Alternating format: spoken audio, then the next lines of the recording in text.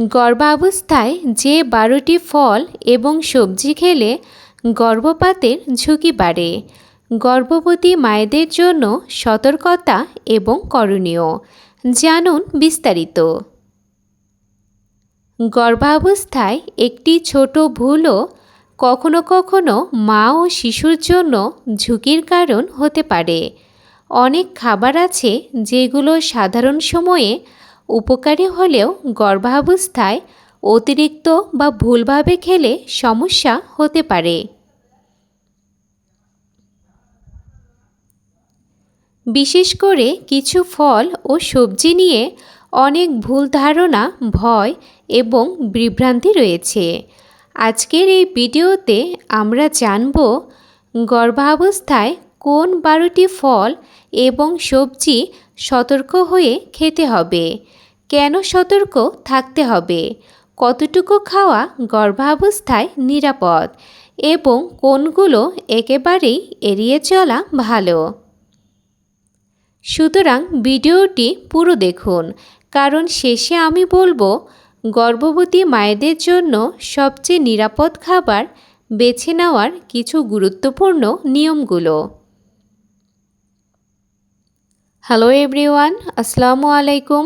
আপনাদের সাথে আছি আমি উর্মি আহমেদ তৃষা।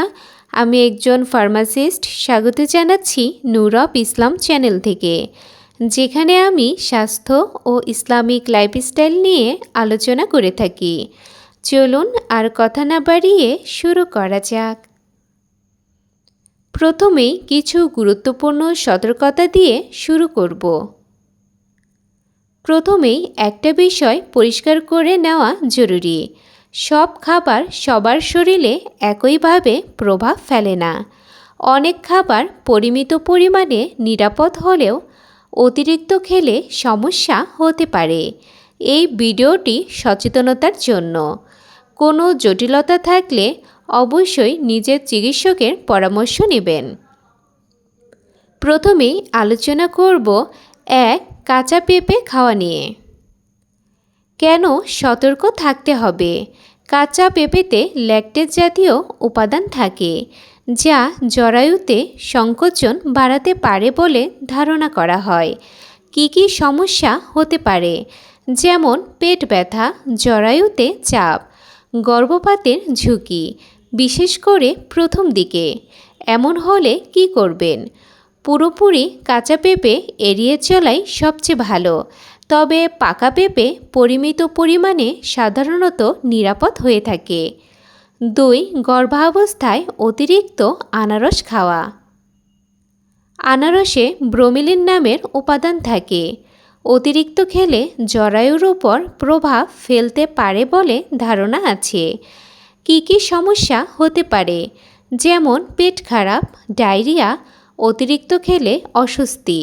নিরাপদ উপায়: অল্প পরিমাণে পাকা আনারস সাধারণত নিরাপদ, কিন্তু অতিরিক্ত খাওয়া গর্ভাবস্থায় একদমই উচিত নয়। 3. গর্ভাবস্থায় কাঁচা বা আধা পাকা কলা। অতিরিক্ত কাঁচা কলা কিছু মায়ের হজমের সমস্যা করতে পারে। এতে কী কী সমস্যা হতে পারে?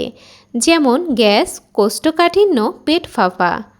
4. অতিরিক্ত আঙ্গুর খাওয়া। বিশেষ করে শেষের দিকে অতিরিক্ত আঙ্গুর খাওয়া নিয়ে অনেক বিতর্ক রয়েছে। সম্ভাব্য সমস্যাগুলো হলো শরীরে অতিরিক্ত গরম অনুভূত, হজম সমস্যা, রক্তে সুগার বেড়ে যাওয়া, ডায়াবেটিস থাকলে অবশ্যই সতর্ক থাকতে হবে। 5.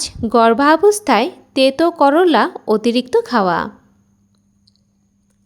করলা উপকারী হলেও অতিরিক্ত খাওয়া ঠিক নয়। এতে কী কী সমস্যা হতে পারে? যেমন পেট ব্যথা, ডায়রিয়া, শরীর দুর্বল লাগা। 6. গর্ভাবস্থায় অতিরিক্ত কাঁচা মূলা খাওয়া। গর্ভাবস্থায় কাঁচা মূলা খাওয়ার আগে সতর্ক থাকা জরুরি, কারণ অপরিষ্কার বা ভালোভাবে না ধুয়ে মূলায় জীবাণু থাকতে পারে। সম্ভাব্য সমস্যাগুলো যেমন পেট ব্যথা, গ্যাস ও অস্বস্তি, ডায়রিয়া ও ইনফেকশনের ঝুঁকি। তাহলে কি করবেন? মূলা খাওয়ার আগে খুব ভালোভাবে ধুয়ে নিন এবং সম্ভব হলে রান্না করে খান। কাঁচা সালাদ হিসেবে খেলে পরিষ্কার পরিচ্ছন্নতার দিকে বিশেষ খেয়াল রাখুন। 7. অপরিষ্কার ধনিয়া পাতা ও শাকসবজি খাওয়া। অপরিষ্কার শাকে জীবাণু থাকতে পারে। ঝুঁকি: ইনফেকশন, ডায়রিয়া, পেটের সমস্যা। করণীয়: ভালোভাবে ধুয়ে খাবেন, লবণ পানিতে ভিজিয়ে নিতে পারেন। 8. গর্ভাবস্থায় অতিরিক্ত বেগুন খাওয়া। অনেকে মনে করেন অতিরিক্ত বেগুন শরীর গরম করতে পারে। এতে কি সমস্যা হতে পারে, যেমন অস্বস্তি, অ্যাসিডিটি? পরিমিত খাওয়াই সবচেয়ে ভালো। 9. গর্ভাবস্থায় অতিরিক্ত টক ফল খাওয়া, যেমন কাঁচা আম, তেঁতুল।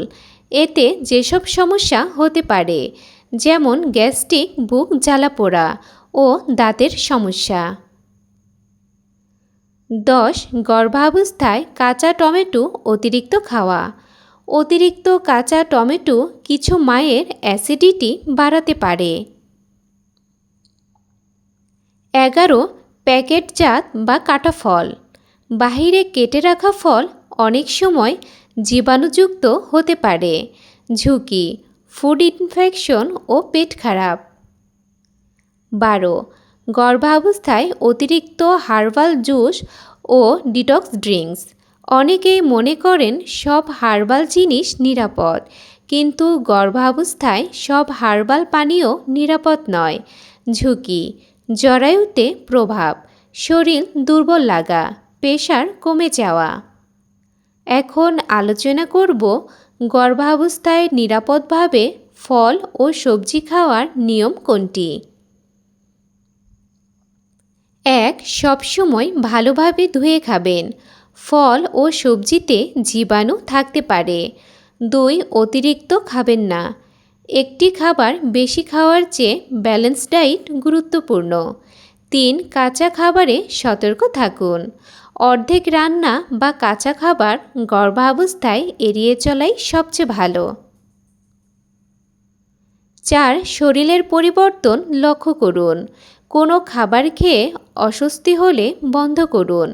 5. ডাক্তারের পরামর্শ মেনে চলুন, বিশেষ করে যদি থাকে ডায়াবেটিস, হাই প্রেশার, রক্তপাত, আগের গর্ভপাতের ইতিহাস। এখন আলোচনা করব গর্ভাবস্থায় যেসব ফল ও সবজি সাধারণত নিরাপদ। পরিমিত পরিমাণে সাধারণত নিরাপদ ফল, যেমন আপেল, কলা, কমলা, পেয়ারা ও ডালিম। সবজি, যেমন লাউ, গাজর, পালং শাক, মিষ্টি কুমড়া ও শসা। এখন দেখে নেওয়া যাক গর্ভাবস্থায় কিছু মিথ বনাম সত্য।